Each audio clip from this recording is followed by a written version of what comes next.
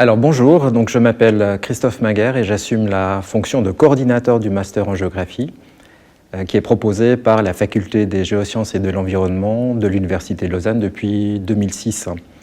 Alors ce master est consécutif à la formation en géographie de niveau bachelor de la FGSE, mais il est ouvert sans restriction aux diplômés FGSE en sciences de l'environnement et sous réserve d'un accord de l'école des GSE sur un préavis du comité de master aux personnes qui viennent d'autres facultés ou d'autres universités. Et dans sa forme actuelle, ce master est composé de 4 orientations, de 65 crédits chacune et d'un tronc commun de 15 crédits. Et ces orientations sont les suivantes. Il y a analyse spatiale et systèmes complexes, développement environnement, géomorphologie et aménagement des régions de montagne, et enfin urbanisme durable et aménagement des territoires. Alors si l'essentiel de la formation est spécifique aux orientations, chacune d'entre elles partage au moins 3 objectifs généraux de formation qui relèvent de la discipline géographique. Et à la fin de leur cursus respectif, alors qui sont différenciés selon le degré de l'attention portée aux composantes naturelles ou aux facteurs sociaux, mais également différenciés selon les types de milieux analysés et les échelles privilégiées, les diplômés disposent de connaissances et de compétences dans l'analyse de l'organisation spatiale, dans la compréhension des processus amenant cette organisation et dans les pratiques de gestion et d'aménagement les plus à même de minimiser les risques et les conflits d'usage lorsque l'on planifie des stratégies d'aménagement. Alors les objectifs curriculaires des orientations tiennent compte des attendus d'une formation en géographie, sensible aux évolutions de la discipline et aux besoins du monde professionnel. Alors, au sein des orientations, la formation se fait par modules thématiques qui ambitionnent de couvrir le développement d'un large spectre de savoir, de savoir-faire et de savoir-être. Alors, les équipes enseignantes vous feront connaître les savoirs émergents de la discipline géographique, vous feront acquérir une connaissance des méthodes et des outils utilisés à la fois dans la recherche académique et dans les milieux professionnels. Et les équipes enseignantes ont à cœur de vous familiariser avec les acteurs publics et privés avec lesquels vous travaillerez après votre master. Et les orientations cherchent également à vous doter d'habiletés dites non techniques, soit la capacité à travailler au sein d'équipes pluridisciplinaires, à communiquer efficacement à l'oral et à l'écrit, et les stages professionnels crédités sont également encouragés jusqu'à 10 crédits. Et le mémoire, qui représente 40 crédits sur les 120 de votre formation, n'est pas considéré comme un travail uniquement académique, mais comme une recherche dans laquelle il est attendu que vous montriez des savoirs et des savoir-faire que vous pourrez valoriser non seulement dans un entretien d'embauche, mais aussi en emploi. La pédagogie est également la même au sein des spécialisations puisque les méthodes dites actives sont privilégiées, qu'elles soient sous forme de séminaires, d'exercices, d'ateliers ou encore d'excursions. L'essentiel des évaluations se font sous forme de travaux pratiques dont une bonne partie nécessite de se rendre sur le terrain et s'effectue en groupe. Alors les cours ex cathedra cherchent toujours à articuler la transmission de savoirs théoriques à leur mise en action pratique et à l'analyse de leur pertinence empirique. Et nous disposons également, grâce à l'école des GSE, de la possibilité de faire intervenir dans les enseignements des professionnels, soit pour des interventions ponctuelles, soit en tant que chargé de cours. Et la pandémie nous a également appris et encouragé à mettre à disposition, lorsque cela se révèle être pédagogiquement pertinent, des capsules vidéo de cours qui permettent aux étudiants et aux étudiantes de progresser à leur rythme dans leurs apprentissages, tout en devant évidemment respecter un échéancier. Alors pour terminer, les orientations aboutissent certes à des spécialisations différentes, mais les modules des enseignements à choix permettent de suivre des cours dans les orientations qui ne sont pas les siennes, y compris au sein d'autres masters. Et le tronc commun, qui doit être suivi par tous et toutes, permet de mutualiser des enseignements considérés comme des fondamentaux, à la fois théoriques et méthodologiques, dont la géovisualisation, les outils du diagnostic territorial et les politiques territoriales de lutte contre les risques et le ménagement des risques. Mes collègues se chargent d'expliciter plus finement ces orientations. Parce que la société va de plus en plus vers la digitalisation, les besoins de compétences sont de plus en plus criants dans ce domaine.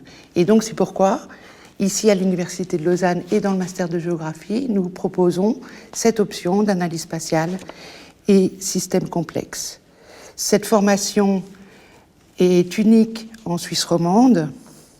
Elle offre des outils conceptuels et méthodologiques qui vont donc qui vont permettre d'élaborer des stratégies de gouvernance territoriale qui mettent l'accent sur l'interaction entre différents acteurs et également à différentes échelles géographiques. Il s'agit de vous permettre de coupler des concepts et des outils qui permettent d'élaborer des stratégies innovantes pour les territoires et pour les populations. Alors, dans l'enseignement et dans les pratiques, il y a des systèmes d'information géographique, des analyses de réseau, des simulations et des constructions et analyses de big data qui sont de plus en plus disponibles dans la société. Alors, tous ces outils permettent d'accéder à différents types de professions, avec des professions extrêmement diverses, des cadres de secteur public ou privé qui vont être capables de concevoir et d'élaborer des études et des visualisations qui vont être très communicantes et qui vont s'appuyer sur de la modélisation spatiale permettant des développements territoriaux ou des développements privés au service des populations. Des responsables d'études statistiques et de modélisation pour les collectivités territoriales, mais aussi pour les entreprises. Et par exemple, ces entreprises peuvent être des entreprises d'immobilier, des entreprises qui cherchent à développer de nouveaux marchés ou à davantage cibler leur marché. Ça peut être également des entreprises d'assurance. Également, aujourd'hui, se développent de plus en plus des coordinations de clusters d'entreprises qui peuvent intégrer à la fois des entreprises, mais également des institutions, des organismes de recherche, des associations, des organisations non gouvernementales. Et enfin, de la recherche fondamentale ou appliquée avec des spécialistes donc de l'analyse spatiale et des systèmes complexes qui seront capables d'imaginer à l'avenir de nouvelles sources de données, de nouveaux traitements, de nouvelles représentations. Donc, en plus du tronc commun qui est offert dans le master de géographie, cette orientation va offrir 55 crédits d'apprentissage méthodologique et en plus 10 modules d'enseignement libre. Le premier module va introduire à la programmation Python tout ce qui est également remote sensing, c'est-à-dire la télédétection, les modèles informatiques, les bases de données, la géovisualisation et les dynamiques et traitements de données et la visualisation des données. Le deuxième module va introduire les statistiques spatiales et va aller un peu plus loin que simplement ce qui est développé dans les différents bachelors, la géostatistique et les systèmes d'information géographique, le data mining pour l'environnement et la société, l'analyse et la visualisation et la simulation de réseaux géographiques, des réseaux sociaux, des réseaux de transport. Et il y a également dans ce deuxième module un workshop européen qui est développé dans le cadre d'Erasmus avec 10 autres universités. Le module 3, c'est donc des cours à choix libre que vous pouvez choisir parmi une liste, mais également il peut être remplacé par un stage professionnel dans une entreprise privée, une administration publique, un bureau d'études, une association non gouvernementale, etc. Nous vous encourageons vraiment à faire un stage qui peut être en lien avec votre master. Donc il y a différentes formations préalables qui permettent d'accéder à cette orientation de master, il n'y a pas, a priori, de compétences particulières en informatique, si ce n'est des compétences basiques en statistique, éventuellement en système d'information géographique et de traitement de données, qui sont données dans la plupart des bachelors, que ce soit bachelor en géographie, sciences sociales, géosciences, environnement, physique, mathématiques ou équivalent. Parfois, quelques modules supplémentaires vous seront demandés. Donc, vous avez des informations sur le site du master. Alors, cette orientation est assez récente, mais il y a un certain nombre de personnes qui sont déjà sorties de cette orientation et qui ont trouvé du travail intéressant. En tout cas, ils étaient relativement satisfaits, et ils insistent notamment sur les solides connaissances de méthodes computationnelles que nous offrons dans ce master, des méthodes très récentes. Aussi, ils insistent sur la formation qui offre de larges possibilités professionnelles, puisque dans de nombreux domaines, on a besoin aujourd'hui de personnes qui maîtrisent les outils digitaux et en particulier qui peuvent croiser différents types de données, notamment spatiales. Et enfin, au niveau des employeurs, on sait qu'ils recherchent beaucoup de ces compétences digitales, en plus de compétences générales qui vont être liées aux approches territoriales. Bonjour, je m'appelle René Véran. Je suis le responsable de l'orientation développement et environnement. Depuis 2012, j'enseigne dans cette orientation, donc c'était le début de cette filière. Donc, aux objectifs transversaux que vous avez vus s'ajoutent des objectifs spécifiques de cette orientation. En premier, cette formation vous fournit les outils analytiques et méthodologiques pour l'analyse des transformations sociales, économiques, écologiques et politiques de différents pays et de différentes régions. Donc, nous pensons que pour une telle analyse, différentes disciplines sont nécessaires et cette orientation, en fait, est vraiment dans l'esprit de l'interdisciplinarité. L'accent est mis sur l'étude des pays en Afrique, Asie et en Amérique latine, mais nos analyses sont également applicables pour des contextes des pays du Nord ou des pays de l'Est. Nous abordons cette thématique, nous abordons des thématiques rurales, par exemple l'accaparement des terres ou les aires protégées, et des problématiques plutôt urbaines comme la gestion des déchets ou la pollution de l'air. Ces analyses nous permettent d'évaluer les théories et les stratégies du développement ainsi que les approches de la coopération internationale. Mais cette orientation ne prend pas qu'une posture analytique, réflexive et critique. Elle comprend également l'apprentissage des instruments de planification, de gestion, d'évaluation utilisés dans plusieurs domaines, y compris la coopération internationale et la conservation de la nature. Ces outils sont transférables au contexte suisse également, par exemple pour le développement durable des villes et des communes ou la gestion des parcs naturels. Donc il y a aussi des spécificités pédagogiques. Le premier point ici n'est ni très original, ni spécifique à notre orientation, sauf que nos cours et séminaires théoriques sont très bien naturellement. Plus activement tournés vers une pédagogie de découverte, nous proposons des excursions, par exemple des visites auprès des organisations onusiennes à Genève ou des bureaux fédéraux à Berne. Certains enseignements sont organisés sous forme d'ateliers. C'est une méthode pédagogique particulièrement adaptée à la transmission des connaissances pratiques, des savoir-faire concernant la planification et la gestion des projets, par exemple. Un moment très fort dans le programme est le camp de terrain, qui vise l'apprentissage des compétences de recherche dans un environnement interculturel. Dans le passé, nous avons pu organiser un camp ou des camps au Maroc, à Madagascar, ainsi qu'au Ghana, parfois avec l'équipe en études du tourisme. Tandis qu'une recherche de master peut s'appuyer sur des données secondaires, nous favorisons des recherches sur le terrain, principalement dans des pays du Sud, mais aussi dans des pays de l'Est ou du Nord.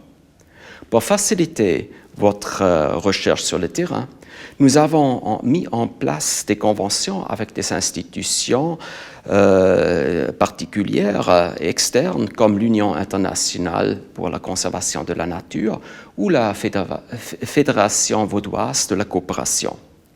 De plus, il est souvent possible de faire le mémoire en lien avec un projet de recherche d'un ou d'une des professeurs.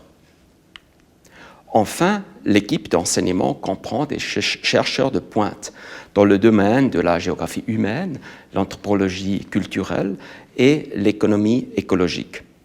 Nous parlons plusieurs langues, des cours sont donnés en français ou en anglais, et vous pouvez toujours soumettre vos rendus soit en français, soit en anglais, parfois même en allemand. De plus, l'ambiance parmi nous, ainsi que parmi les étudiants, est vraiment très bonne. Maintenant, les débouchés professionnels de cette orientation développement et environnement sont nombreux et ils vont au-delà des postes dans la coopération internationale et la conservation de la nature. Je vous présente une petite analyse des postes actuels d'une trentaine d'étudiants des 8 volets passés. Cette analyse montre une grande diversité. Normalement, le parcours professionnel passe par un stage, ce qui est indiqué en bleu clair sur cette word cloud. On y voit beaucoup de postes de généralistes, comme des chargés, chefs ou responsables des projets. Ce type de projet est représenté par une couleur turquoise. Puis, il y a des anciens étudiants qui ont trouvé un poste spécialiste en tant que géographe, administrateur foncier, urbaniste améjaniste. Ces postes sont colorés en vert clair ou en jaune. Et finalement, plusieurs ont entamé une carrière dans le domaine de la recherche et de l'enseignement, en noir sur cette word cloud. Mais où est-ce qu'ils ont allé? Où est-ce qu'ils travaillent, nos alumni? C'est également très varié. En rouge, vous voyez qu'il y a quelques anciens étudiants qui ont décroché un poste dans une agence internationale dans le domaine du développement et de la coopération. D'autres travaillent pour des ONG, principalement en Suisse. Cela comprend des ONG actives dans la coopération internationale, ici en orange, et des associations dans le domaine de l'environnement, ici en vert. Vous voyez qu'il y a beaucoup d'anciens étudiants qui ont trouvé un poste dans le secteur public, au niveau national, en gris ici, cantonal et communal, en bleu clair. Certains travaillent également dans le secteur privé, dans le domaine de la coopération internationale, par exemple dans des bureaux d'études ou de consulting. D'autres dans des domaines très très différents, par exemple un roman d'énergie. Finalement, ceux et celles qui s'engagent dans ce secteur de la recherche et de l'enseignement, indiqués par la couleur noire, sont restés à l'UNIL, ils sont allés à l'EPFL, à l'HEP ou ailleurs. Peut-être allez-vous enrichir cette word cloud dans les années à venir. Nous allons faire notre mieux pour vous préparer à ce monde de travail. Merci. L'orientation géomorphologie et aménagement des régions de montagne, comme son nom l'indique, a pour objectif de former à l'aménagement dans les régions de montagne. L'objet d'étude est la montagne sous différents angles, touchant à la fois à la géographie physique et à la géographie humaine. Et l'objectif est de former autant des spécialistes de l'aménagement du territoire dans les régions de montagne que des personnes qui ont une bonne connaissance des processus physiques des milieux de montagne. Le tout dans une posture visant la pratique de l'interdisciplinarité. Pour ce qui est de l'organisation de l'enseignement, en plus du tronc commun et du mémoire de master pour 40 crédits SCTS, l'orientation elle-même comporte 65 crédits SCTS. Un premier groupe de crédits, 15 SCTS pour la préparation au mémoire et 15 SCTS d'enseignement à choix, ont pour but surtout de soutenir la préparation du mémoire de master ou d'orienter ou d'élargir la formation. Quant aux 3 blocs d'enseignement, ils comportent 3 facettes: les environnements de montagne, l'aménagement des régions de montagne et la durabilité et la protection de la nature. Pour ce qui est du module sur les environnements de montagne, il s'agit d'enseignements spécifiquement de géographie physique, touchant notamment à la climatologie, à la géomorphologie de montagne abordée au moyen des outils de systèmes d'information géographique, à l'écologie de montagne, dans un cours interdisciplinaire avec la faculté de biologie-médecine, et également l'apprentissage de la télédétection abordé sous l'angle des montagnes. Le deuxième bloc d'enseignement de 15 crédits porte sur les problématiques d'aménagement, avec un cours principal intitulé « Aménagement de la montagne et gestion de projet », où les groupes d'étudiants sont placés en situation de répondre à un mandat d'études formulé par des collectivités territoriales. Et pendant tout le semestre, ils doivent élaborer leur projet pour répondre à une commande virtuelle. Il y a également dans ce bloc des cours d'aménagement des rivières de montagne, ainsi qu'un enseignement partagé avec le master en études du tourisme sur les problématiques de conciliation de l'environnement et du tourisme, et finalement un cours de droit de l'aménagement du territoire. Finalement, le module durabilité et protection de la nature vise principalement à s'occuper de problématiques de conservation de la nature, avec notamment un cours commun avec l'orientation d'Euven du master de géographie sur les problématiques de conservation, un cours spécifique sur la géoconservation, puisque le patrimoine géologique est important en montagne, ainsi qu'un enseignement à nouveau partagé avec le master en études du tourisme et qui porte sur les relations entre biodiversité, diversité culturelle et tourisme. Pour ce qui est des modes d'enseignement, nous avons proposé un programme varié, faisant la part belle aux travaux de groupe, aux enseignements de terrain, notamment l'apprentissage de certaines méthodes de collecte de données sur le terrain. Nous faisons également une grande place aux études de cas, en groupe ou de manière individuelle, et à l'apprentissage de méthodes transversales, notamment pour ce qui concerne les systèmes d'information géographique ou la télédétection. Et finalement, pour ce qui est des perspectives professionnelles, en plus de l'enseignement, qui évidemment est un débouché pour tout étudiant ou étudiante en master de géographie, et la recherche pour celles et ceux qui se destinent à une thèse de doctorat, nos étudiants trouvent du travail, notamment dans les administrations publiques, dans les bureaux d'études et également dans des ONG ou associations actives dans les milieux et les environnements de montagne. Bonjour à tous, je m'appelle Joëlle Salomon-Cavin, je suis MER en géographie et je vais vous présenter l'orientation UDAT du master en géographie, c'est-à-dire l'orientation urbanisme durable et aménagement des territoires, que j'introduis donc par cette image du très emblématique réaménagement du Flon à Lausanne. Alors cette orientation est fondée sur 3 piliers principaux. Le premier, études urbaines, vise à étudier, analyser, interpréter les dynamiques territoriales dans une perspective de durabilité. Le second pilier, urbanisme opérationnel, vise à comprendre la gouvernance, les jeux d'acteurs et les processus décisionnels qui sont en jeu dans l'urbanisme et l'aménagement. Et finalement, le troisième pilier, projet, vise à maîtriser les différentes étapes d'un projet d'urbanisme, à proposer des visions d'ensemble. Pour ce troisième pilier, l'apprentissage se fait principalement à travers le travail en atelier et par des excursions. Ces projets sont conçus tant à l'échelle de grands territoires, comme ceux des projets d'agglomération, comme à l'échelle des quartiers ou même des espaces publics. Alors, ces 3 piliers correspondent à 3 compétences qui sont clés sur le marché du travail pour un urbaniste ou un aménagiste. D'abord, être un analyste qui, avant tout, peut faire un diagnostic de l'espace à aménager et des pratiques qui s'y développent. Par exemple, pratiques résidentielles ou pratiques de mobilité. Deuxièmement, être un ensemblier ou une ensemblière, c'est-à-dire celui ou celle qui joue le rôle de traducteur, de passeur de frontières entre les différents acteurs et enjeux présents dans les projets. Et finalement, la troisième compétence, c'est celle du concepteur, de la conceptrice qui va proposer et dessiner des solutions pour la réalisation concrète. Alors ces trois piliers forment les trois modules de base de l'orientation UDAT.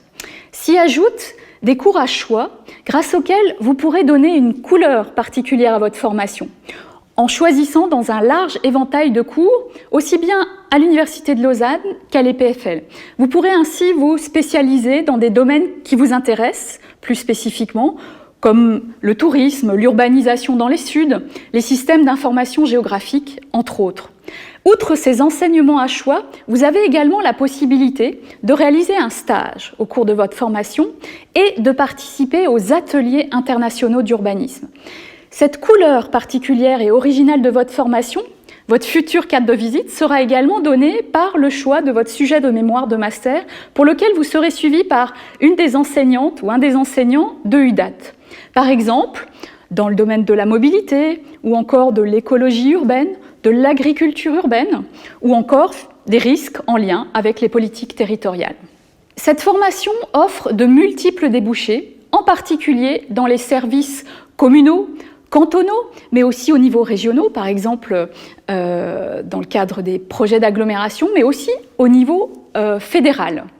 Elle offre des débouchés également dans des associations, des bureaux d'études actifs dans l'architecture, le développement territorial, l'urbanisme, la mobilité, le logement ou les espaces publics.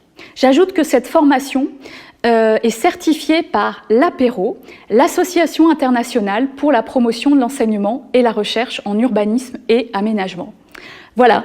Pour en savoir plus, je vous invite à consulter le plan d'études du master en géographie, orientation, urbanisme durable et aménagement du territoire. Et surtout, n'hésitez pas à nous contacter, toute l'équipe enseignante, pour de plus amples renseignements. Merci beaucoup.